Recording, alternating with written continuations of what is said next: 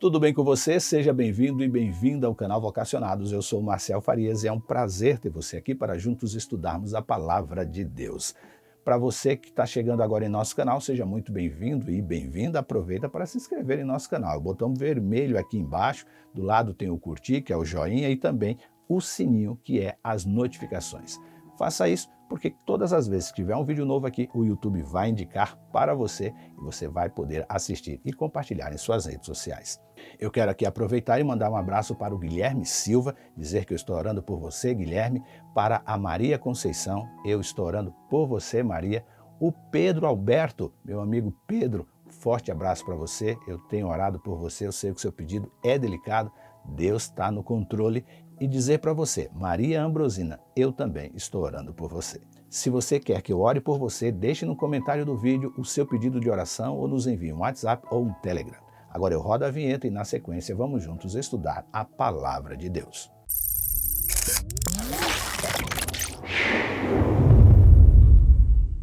Diz a Bíblia, mas se sofrer como cristão, não se envergonhe, pelo contrário, glorifiquem a Deus por causa disso. 1 Pedro 4,16. Pedro e Paulo beberam da mesma fonte e pela comunhão diária com Deus, entendiam que ser cristão implicava estar preparado para sofrer como Jesus sofreu. E de bom grado, eles aceitavam esta condição como sendo um privilégio.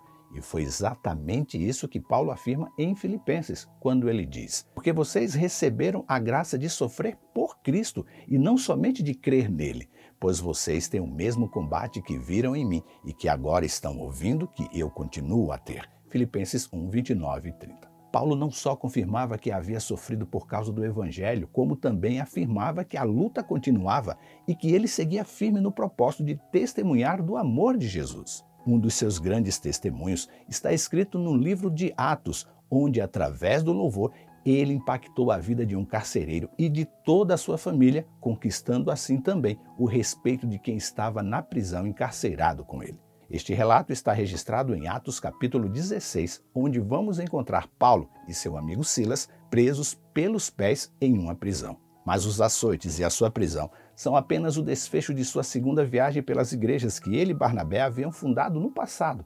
Mas agora, ele e Silas partiram das regiões da Frígia e Galácia, e a Bíblia diz que o Espírito Santo os impediu de seguir os planos feitos para esta viagem, que incluía visitar Bitínia ali na Ásia. E percorreram a região frígio-galata e, tendo sido impedidos pelo Espírito Santo de pregar a palavra na província da Ásia, e chegando perto de Mísia, tentaram ir para Bitínia, mas o Espírito de Jesus não o permitiu. Foi depois de serem conduzidos pelo Espírito Santo em outra direção que Paulo teve uma visão onde viu um homem da Macedônia diante dele em pé, lhe pedindo ajuda. Isso está no versículo 9. A Bíblia afirma que ele e Silas partiram imediatamente para o novo destino.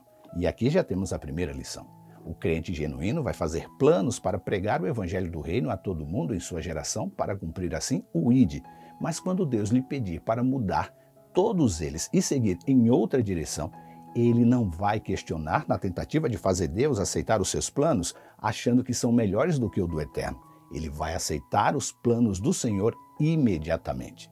Mas você já não se perguntou para que Deus mudaria ali o plano que foi elaborado em um concílio pelos crentes de Jerusalém?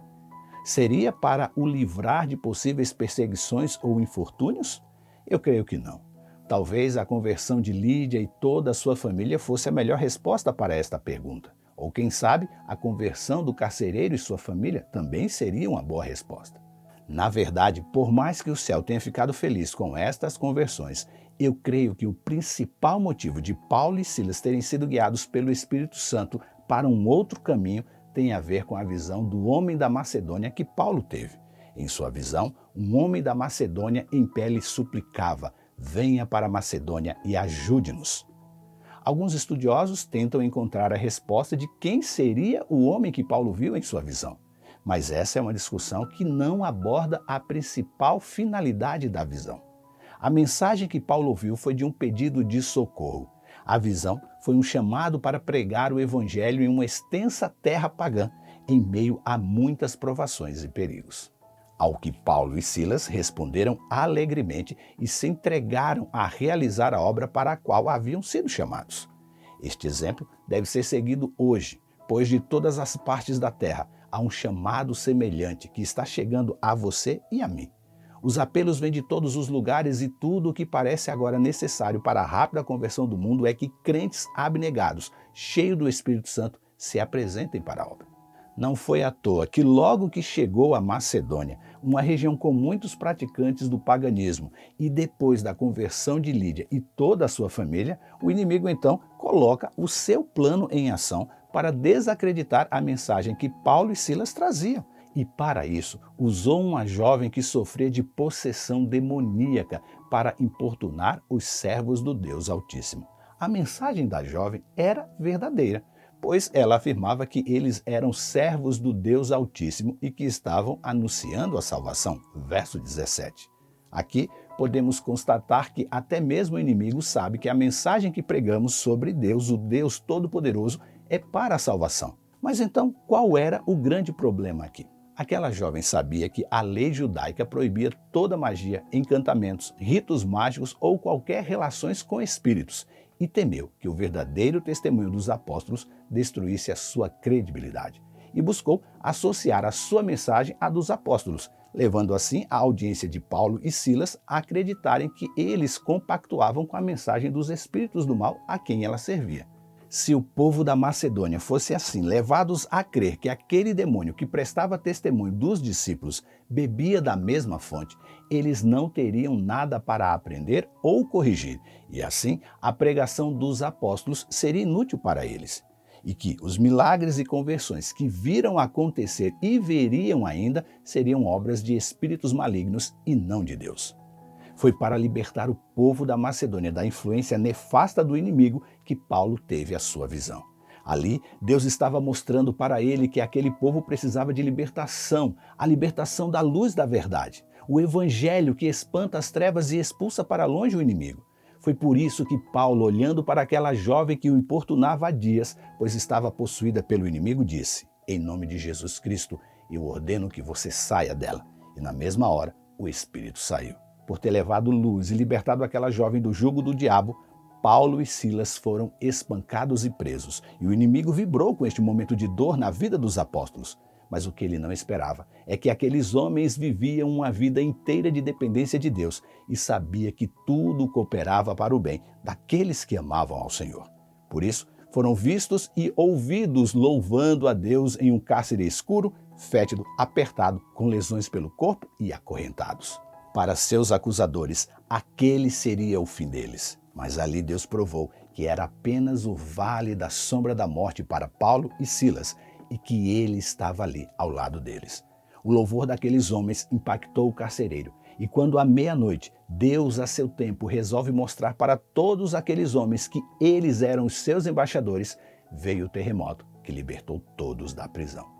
Quando decidimos testemunhar de Deus ao mundo, Ele seguirá conosco, nos protegendo e esperando o momento certo de agir para que a sua luz e o seu poder possam ser vistos e sentidos através do nosso testemunho. Foi isso o que fizeram Paulo e Silas, Pedro Valdo, John Wycliffe e John Hus. De origem camponesa e humilde, John Hus nasceu em 1373 e só aos 13 anos entrou para a escola elementar. 5 anos mais tarde, entrou para a universidade em Praga e em 1398 alcançou o grau de bacharel em divindade, sendo assim consagrado pastor da igreja de Belém em Praga. John Hus era católico e começou a pregar a genuína palavra de Deus, o que lhe gerou muitas perseguições. Foi convocado pelo Papa a comparecer em Roma, recusou-se e foi excomungado. À semelhança de Wycliffe, Hus atacou várias doutrinas erradas da Igreja Romana, como a venda de indulgência, a veneração de imagens, o vício do Papa e dos cardeais e também do clero. Suas ideias provocaram a ira do Papa, que o convocou a comparecer ao Concílio de Constância com um salvo-conduto do imperador. O salvo-conduto, porém, não foi cumprido e suas ideias foram condenadas. Foi-lhe dada a oportunidade de se retratar, não negando, porém, a sua fé, o que ele recusou. Foi queimado na fogueira com a coroa de papel decorada com diabinhos com a seguinte frase: "Coroa de hereges". Finalmente colocaram fogo à lenha e o Marte cantou o seu último hino com voz forte e alegre, que foi ouvida através do crepitar da lenha e do estrondo da multidão. Finalmente, a sua voz foi calada pela força das chamas que logo puseram fim à sua vida aqui na terra. Como ele, muitos ainda hoje são desafiados a testemunhar de Deus, pondo em risco a sua vida se preciso for. E muitos estão perdendo a sua vida por amar a Deus. Na Nigéria, mais de 1.300 cristãos foram mortos e no mundo, mais de 250 milhões perderam a vida só no ano de 2019.